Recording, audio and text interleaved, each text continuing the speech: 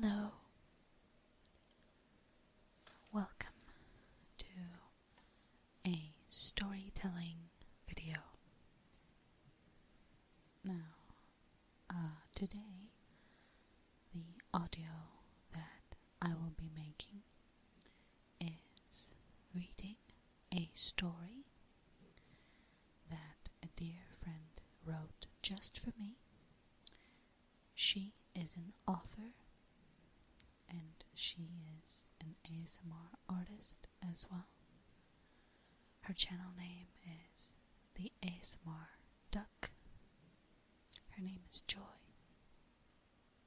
She's from New Zealand. You might have seen or heard about her on my channel before.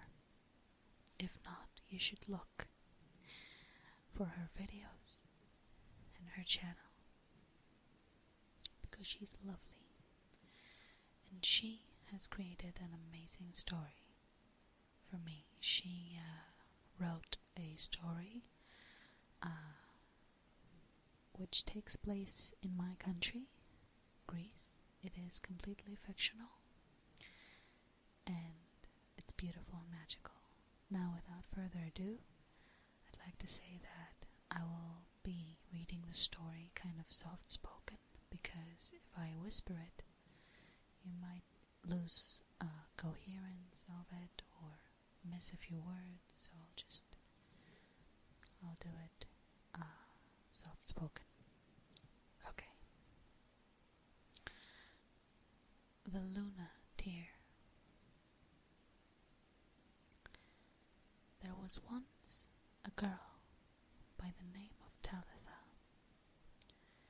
who lived in a small Greek village on the island of Crete.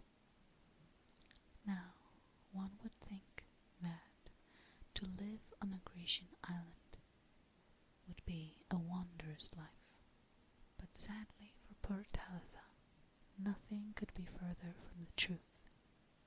She was very lonely and longed for the day she could be set free from her oppressive life with a person who did nothing to promote her self-esteem. You see, her parents died when she was just 14, and she had been sent to live with a distant cousin, Marius, who was the only family member willing to take her in. However, there was no kind thought in his offer to care for his cousin. In fact, his intentions were quite the reverse. Marius was a widower, and he expected Talitha to work very hard for her keep. The only time she felt truly free from the daily chores that had become her monotonous life was when she was allowed to go for a long walk into the countryside. There she found a special place, a sanctuary of sorts. It lay hidden amongst some olive trees and large rocks. This place seemed quite distant from the outside world, yet in reality it was only a stone's throw away from a roadside. There was a deep, clear pool within this hidden sanctuary. Its water sprung as if by magic from between the rocks on the far side of the pool. Talitha would spend as long as she dared at this special place. The birds would sing sweetly in the trees above her head, while she listened to the water trickling down the rocks and into the pool below. One hot July morning, Talitha was having an especially unhappy day. No matter what she did, it was not good enough to please her cousin, who treated her most severely. She could stand his insults no longer, and ran crying from the house and straight to her special place. While she sat upon a rock, looking down at the sad expression upon her face reflected in the water, Talitha let her teardrops fall freely into the pool. She watched them casting circles as each drop hit the surface of the still water, and she wished upon wish that she could have a friend, or more importantly, someone to love her. She missed her parents so much that her body ached with the pain of her loss. She dreamed of having a special person who could make her laugh and forget her daily troubles, someone who could make her dreary life more bearable. While pondering this thought, Talitha sat by the pond as long as she dared before returning back home to her loneliness and ever-growing list of chores. However, unbeknown to Talitha, the secret pond had magical powers. The tears that she had shed into the clear water that day started something magical that even the cleverest magicians on earth would never have been able to conjure. That night, in the warm summer air under a moonlit sky, a soft purple haze started to form above the pond. It grew larger and larger until it covered the circumference of the secret sanctuary. Then it rose into the sky, higher and higher, until it could not be seen with the naked eye. As the mist vanished from view, a soft rain began to fall. However, it only fell upon the pond. This was no ordinary rain. This was a magical rain. And as the first raindrop touched the surface of the pond, the droplet immediately changed its form. There, in the light of the moon, a wee imp stood upon the water, as if the pond was made of solid blue marble. She was no taller than a grasshopper, with the greenest of eyes and long auburn hair, which fell to her bare feet. She wore a red dress of woven rose petals, with a purple tunic made from violets. The little water imp was a wondrous creature to behold, and beyond anything one would expect from a magical teardrop. There was something else about this particular tiny imp that surpassed even that perception.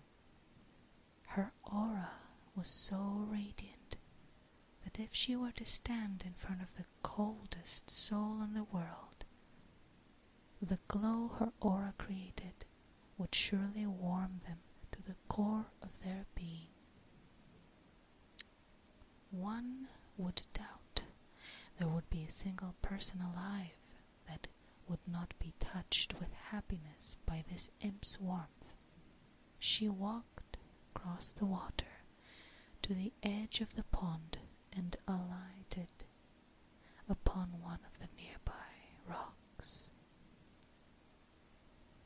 There the imp sat patiently, waiting for the young Grecian woman who had created her to return to the secret sanctuary. The next day was especially stressful for Talitha. Financial times were hard in Greece, and with the extra stresses this put upon the good folk of this ancient land, her cousin was not coping very well. poor Talitha ended up on the receiving end of his frustrations as he yelled at her drunkenly to fetch him more wine. Once she had poured him a fresh glass, he almost spat out the words she was dreading to hear. "I have decided that you are to be married to my good friend Marcus. He thinks you're pretty, although I do not see it myself. But who am I to judge my friend's taste in women? I can't afford to keep you here any longer. But Marcus has told me if you are to marry him, he will let you clean my house and cook my supper each day. A very fair exchange, I'd say." Talitha did not know what to say, or how to act when she was told this shocking news. All she could do was to run from the house and her cruel cousin as fast as she could. She needed the peace and quiet of her sanctuary to think of how she could save herself from such a horrid plot. No sooner had Talitha pushed aside the branches of the olive tree to sit by the pool than she spied the wee imp looking up at her with a radiant glow. As much as Talitha was surprised to see such a wondrous tiny creature sitting on the rock next to her, she was not afraid. She was more in awe of such an amazing sight, and she felt at ease for the very first time that day. "What heavenly star did you fall from, imp? Or are you deep within my imagination, come to release me from my binds?" "You are correct on both accounts, Talitha. My name is Minas, and I am a child of the sky, the water, and the earth, and you created me from your teardrop, with some help from Luna's rays. I am here to serve you and you alone, but given my small size, the magic I am about to bestow upon you will only last half a day. Therefore, you need to be very careful when answering the question I'm about to put to you." As she said this, the little imp smiled so brightly that her clothes shone like the first rays of sun upon the morning dew. A tingly feeling washed over Talitha, and she felt at total peace. "I will grant you one wish, but whatever you ask for will only last 12 hours, and then everything will return as it was once before. Even if you asked to be the richest person in the world, you would lose all wealth you have obtained when the time is over. So, bearing that in mind, what does your heart most desire?" Talitha looked at the imp with surprise. How could she, of all people, be offered such an amazing gift? She couldn't think what she wanted the most, apart from wanting to be free of her horrid cousin. After a few minutes' thought, Talitha finally replied, "I would very much like to visit the city of Valletta in Malta. It is a place that intrigues me with its amazing history. But how are you to get me there?"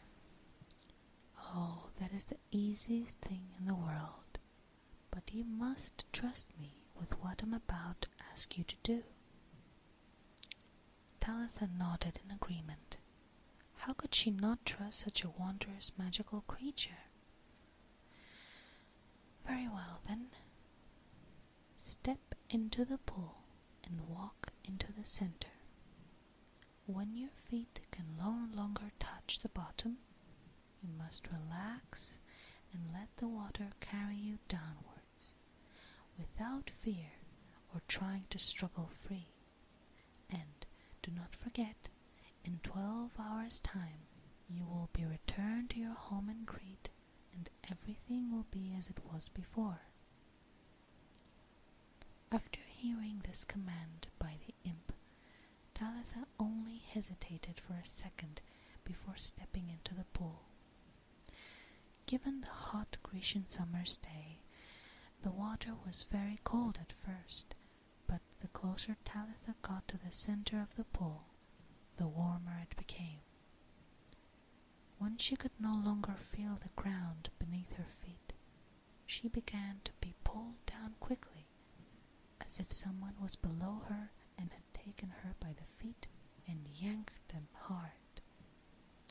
When her face touched the surface of the water, she took a deep breath, but did not struggle, as she was pulled completely under the water. Almost as quickly as it had happened, she found herself being drawn rapidly upwards again, and she saw daylight above her head. Then she rose to the surface of the water. However, she was not in the secret pond anymore. She was sitting in a wondrous fountain in the center of a road with yellow buses in all directions. Above her head was a sculpture of 3 mermen holding a large platter, while soft water splashed down on her from its edges. Then, without warning, she heard a man's voice shouting up at her from the bottom of the fountain. He had an American accent, and he looked worried as he shouted up to her. "Are you all right, miss? Hold on, I'm coming up there to help you down." Before she had time to reply, he had clambered over the bottom portion of the fountain and was soon standing soaking wet just below her.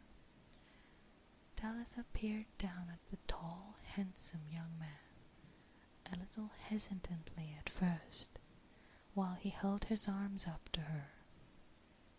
But the warmth in his brown eyes soothed any concern she had at the thought of receiving help from a stranger. She carefully pulled herself to the concrete edge, and dangling her legs over the side, she slipped forward gently into his waiting arms. "How did you manage to get up there?" he asked in a surprised voice as he helped her wade across the bottom portion of the fountain.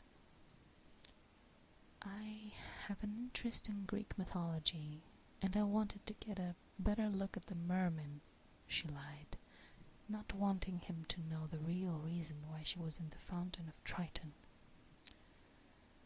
"Well, that is very interesting, because I too have a love of Greek mythology. However, I'm not sure my love of the subject could inspire me to climb into a fountain, but each to their own, I guess." As he said this, the man smiled down at her pleasantly, so she didn't mind that he was teasing her a little. "May I escort you to your accommodation, miss?" "Oh, yes, sorry, I'm forgetting my manners. My name is Gabriel." "Like the angel?" Talitha whispered under her breath. "Sorry, I didn't quite catch what you said," he asked kindly. "My name is Talitha, and I have only just arrived in Valletta, so I have yet to find accommodation." "Where are your bags, Talitha, so that I may carry them for you?" I don't have any bags with me," she replied a little awkwardly. "Are you sure you're all right?" he asked again, in a kind and concerned tone of voice. "Yes, quite all right, thank you." "Do you have something to change into? Your clothes are soaking wet, as are mine," he added, looking down at the water dripping off the bottom of his pants and onto the ground. Talitha looked up at him a little nervously. She didn't know how to answer his question. "By your silence, I'm guessing you have come to Valletta with no clothes, nor money to buy any, am I right?" "Please, I don't wish to pry into your personal affairs. However, I would not be a very good person if I didn't help you with this little predicament you seem to have got yourself into. Now, would I? And given your interest in Greek mythology, it is the least I can do for a fellow lover of the arts. Oh, and in case you think there is a hidden agenda as to why I wish to help a damsel in distress, that thought could be no further from my mind."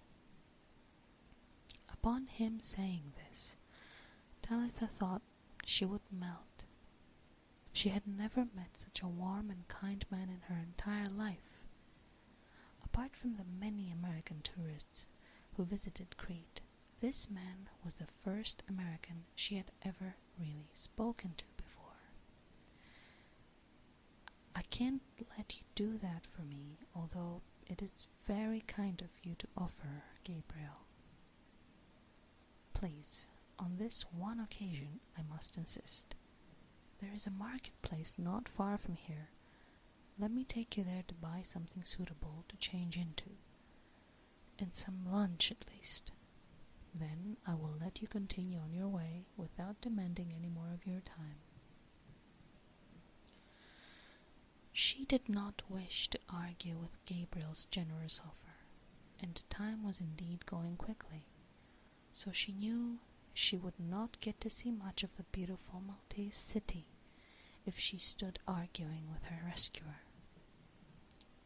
Talitha nodded gratefully in agreement, and the kind young man led her along the road towards the marketplace.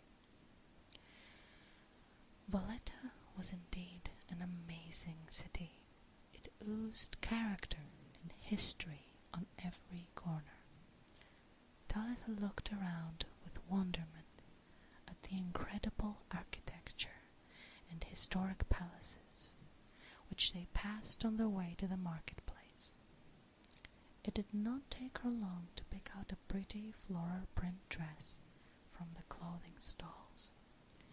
Gabriel didn't even bother to haggle a price with the seller as he handed the old woman a crisp American $50 note without battering an eyelid at the change he received in return.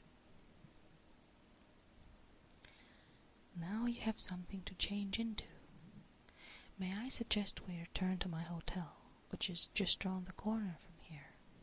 I will wait in the lobby while you take my room key and get changed into your dry clothes. Then, once I have done the same, we will have some lunch at the cafe. Will that be all right with you, Talitha?" She nodded happily. This kind man put her so much at ease. She could not imagine there were any malicious intentions in his suggestion for her to return to his hotel room. After all, he did say he was willing to wait in the lobby while she changed out of her wet clothes. The Excelsior Grand Hotel was a very luxurious accommodation. Talitha looked up at the beautiful chandelier which took pride of place before the double staircase, with its wrought iron banister and brilliant red carpet which lay upon the stairs. Gabriel fumbled around in his jacket pocket for a moment before reaching towards Talitha with his hand held out. "Here is my key. The room is the presidential suite on the 10th floor. Please make yourself at home. There is a hair dryer in the bathroom if you'd care to use it, and plenty of towels. I shall wait here for your return. But do not rush. I have all the time in the world today." Talitha looked at him with amazement upon her face. Who was this man? However, she nodded in reply and whispered a soft "Thank you," as she took the key from him. The presidential suite was indeed a magnificent room. However, Talitha wasted no time looking around it, as she quickly dried her hair and changed into her new clothes. The dress fitted her perfectly and showed off her figure to its full potential. She quickly placed her wet clothes in the bag the dress had been taken from, and hurried back downstairs to the lobby, so that Gabriel would not be standing there in his wet clothes for too long. "You look stunning in that dress, Talitha," Gabriel commented as he took the key from her. "Please tell me that you will wait for me to return, so that we can have lunch together.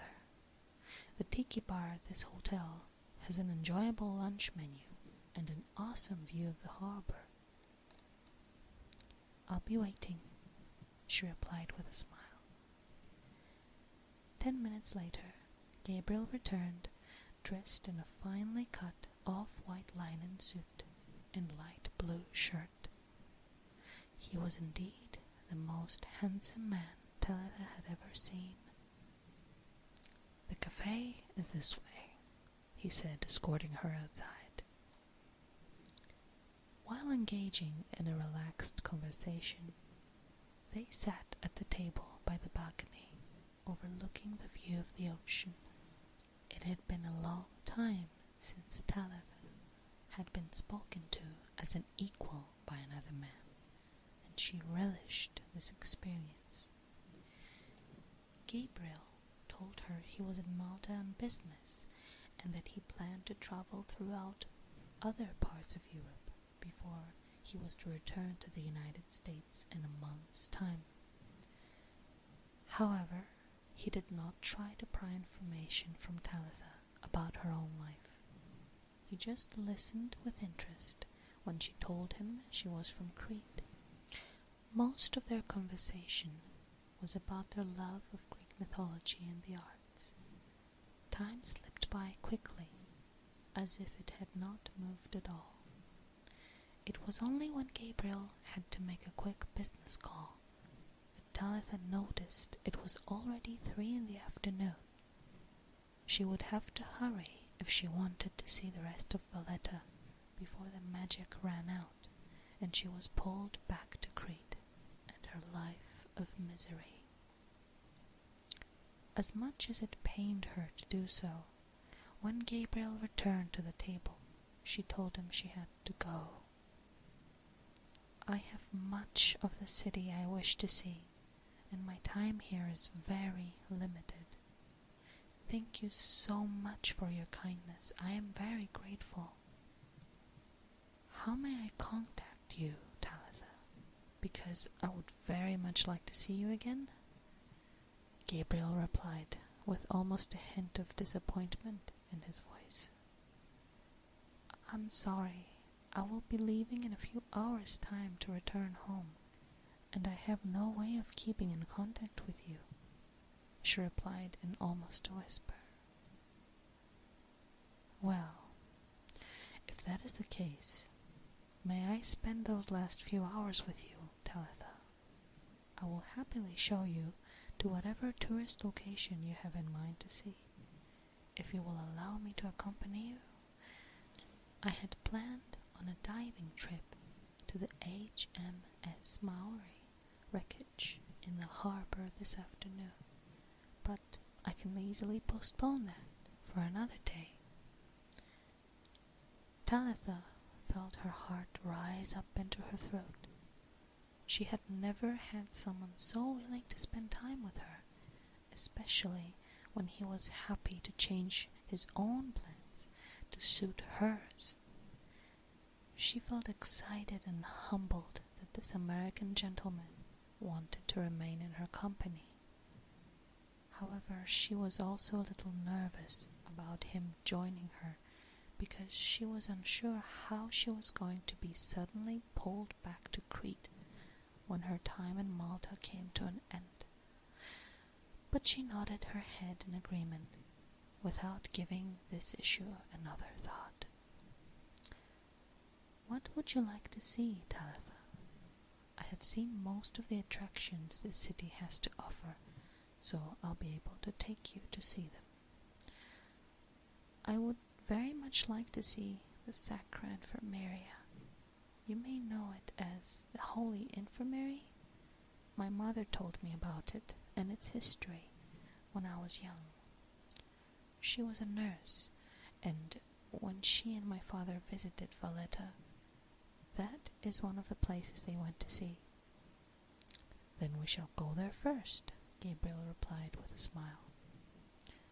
The next few hours went by quickly, while the pair visited one wonderful sight after the next, and the time slipped by so fast that Talitha almost forgot she was to be pulled away from the city at any moment. It was when Talitha needed to use a restroom that she was brought back to the realization that her excursion was at an end. The minute her hands ran under the cold water from the tap in the restroom, she was suddenly pulled forward with a great force towards the water running down the plug hole. Talitha was terrified that she would be squashed to death. However, something in the back of her head reminded her of the words the imp had said: "You must relax and let the water carry you downwards, without fear or trying to struggle free." When she did this, Talitha soon found herself dripping wet and standing in the bathroom at her cousin's house. Her heart sunk with the realization that her magical day had ended. What would Gabriel think when she never returned from the restroom? Talitha slumped down on the bathroom floor and wept. She would never forget her one day of freedom and romance. Yes, romance, because if there was a possibility that one could fall in love in only a few hours, she was sure that Gabriel had stolen her heart. But nothing would ever come of it now. She would never see him again, and she was destined for a life of misery as Marcus's wife. While she sat there weeping, there was suddenly a loud banging on the bathroom door. "I know you're in there, Talitha. What is the meaning of you being away all day? I had to make my own lunch and dinner. I shall not have you stay here a moment longer, do you hear?" he yelled with a drunken slur in his voice. "I will take you to Marcus's home tomorrow and let him teach you to be an obedient wife. I wash my hands of you, and I will not keep you under my roof for another day. You are a worthless excuse of a woman." While this was happening in Crete, back in Malta, Gabriel was getting increasingly worried that Talitha had not returned from the restroom. He asked the lady entering it if she could check that his friend is all right. When she returned to inform him that there was no one inside, Gabriel could not understand why Talitha had left so abruptly without saying goodbye. He returned to his hotel suite, feeling an emptiness for the loss of the pretty Greek girl. The following day, Gabriel decided to go on the diving excursion of the HMS Maori, which he had planned to do. He needed to find a distraction because Talitha's sudden departure was weighing heavily on his mind. The sun shone brightly on the glistening water as he dived into the sea. However, when he arrived at the sunken ship, he was not prepared for what he saw next. There, sitting on the railing, was a tiny creature dressed in red and purple clothes, who was not in any way, shape, or form a mammal that belonged in the salty ocean. Minas looked at him intently, and as he stared into her eyes, the image of Talitha was staring back at him. Although he was not scared, Gabriel wondered if there was a lack of oxygen in his tank, for surely he had become delusional. He kicked off, swimming upwards to the surface, as quickly as he dared, with decompression stops on the way. When he reached the surface, Gabriel began to wonder if he really was losing his mind. There was no sign of Valletta's harbor anymore. Everything had totally changed in front of him. He made his way through the aqua-blue, crystal-clear water and up onto the sandy white beach. He had no idea where he was, or more importantly, how he had got there. Gabriel decided to head towards the houses he spied in the distance and ask where he was. No sooner had he walked along the beach and drawn close to the nearest house, that he saw a couple of people walking towards him. Although it looked more like the young woman who was being dragged towards his direction by a rather burly-looking man with black hair and olive-tanned skin. Whatever the case, Gabriel was not impressed with what he was witnessing. "Are you all right there?" he couldn't help calling out to the young woman. Upon hearing the American's voice, the man stopped in his tracks, and as the distressed young woman looked up towards Gabriel, he could then see that it was Talitha. His heart skipped a beat. Surely he was dreaming this whole situation. It made no sense at all.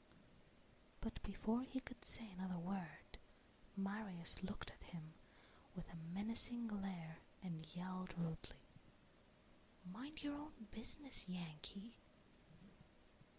"Well, you see, I can't do that, because it is my business. The young woman you are holding captive is my girlfriend," Gabriel replied abruptly. There was a stunned silence for a moment, as all three people stood there looking at each other. Talitha could not believe that he was Gabriel, let alone that he had just stated that she was his girlfriend. Finally, after sizing up the American, it was Marius who spoke first. "Well, if that is the case, you are welcome to her. She's nothing but a financial burden to me anyway," he replied, pushing Talitha towards Gabriel as if she was a sack of olives.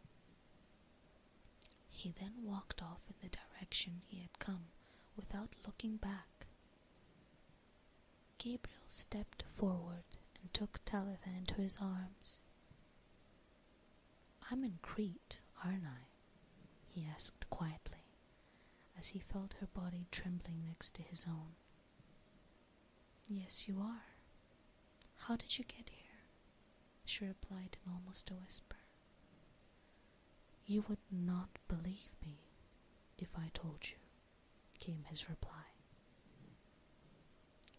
"If you have met a little imp wearing a red and purple outfit, I would," she replied with a happy sigh. "Well, as a matter of fact, I did. But I think that story can wait a while, until I've held you for a time. I don't plan on you ever slipping away from me again, Talitha." They stood there, upon the white sand, wrapped in each other's arms, totally absorbed in that moment, while the faint crescent moon smiled down happily upon them in the clear blue sky. The end. Now, I would like to say a big thank you to my friend Joy for writing this amazing, sweet story. which was very magical, and it really touched me. I love happy endings more than anything. And again, I would like to say thank you to Joy for writing the story. And I'd like to apologize for taking some days until I could actually record it. I hope that you all enjoyed it, and I'm sorry that I had to pause and record here and there, but I kept messing up my words, so I hope the sound is okay in between cut layers. Thank you for listening. I hope you enjoyed the story, and I hope I was reading it okay. Now I'll wish you good night, and I will see you soon.